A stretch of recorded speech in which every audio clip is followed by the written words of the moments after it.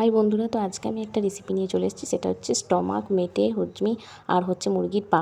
এই জিনিসটা কে কে খেতে ভালোবাসে। এটা কিন্তু পোলট্রি মুরগি করতে চলেছি। ফার্স্টেই কড়াতে দিয়ে দিয়েছি তেল গরম হয়ে গেলে দিয়ে দিয়েছিলাম চিনি আর তেজপাতা চিনি ভালো করে ভেজে দিয়ে দিচ্ছি আদা রসুন আর কাঁচা লঙ্কা পেস্ট।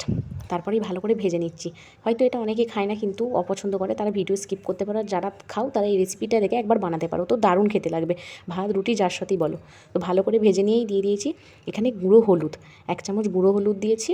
আর দিয়েছি সামান্য পরিমাণ লঙ্কা, যেহেতু কাঁচা লঙ্কা পেস্ট দিয়েছি প্রচণ্ড পরিমাণ ঝাল হয়ে যাবে, তো যে যেমন ঝাল খাও তেমন অ্যাড করবে। তারপরে দিয়ে দিয়েছি লবণ অল্প দিয়েছি, কারণ মাংসটা আগে থেকে ম্যারিনেট করে রাখা ছিল। মাংস একটু ভুল হয়ে গেল, তো তোমরা কিছু মনে করো না। স্টমাক তো ম্যারিনেট করে রেখেছিলাম। আজকে মাংস স্টমাক দুটোই রান্না করেছি, তো ওইটা তাই বলে ফেললাম। তো ওখানে করে রেখেছিলাম হলুদ, সর্ষের তেল আর হচ্ছে গুঁড়ো লঙ্কা আর হচ্ছে নুন দিয়ে। তো ভালো করে দেখো এখন কষিয়ে নিচ্ছি। কষিয়ে নেওয়ার পর আধ কষা যখন হয়ে আসছে দিয়ে দিচ্ছি টমেটো আর ধনেপাতা কুচিয়ে রাখা। অল্প টমেটো ধনেপাতা পরিমাণ দিয়েছি, বেশি দিলে একদম টক ভাব চলে আসে। তো ভালো করে একদম কষিয়ে জল দিয়ে দিয়েছিলাম। তো লাস্টটার ভিডিও করা হয়নি, তো দেখো এই হলো রেজাল্ট। ভিডিওটা কেমন লাগলো আর লাইক কমেন্ট শেয়ার করে দিও। টাটা।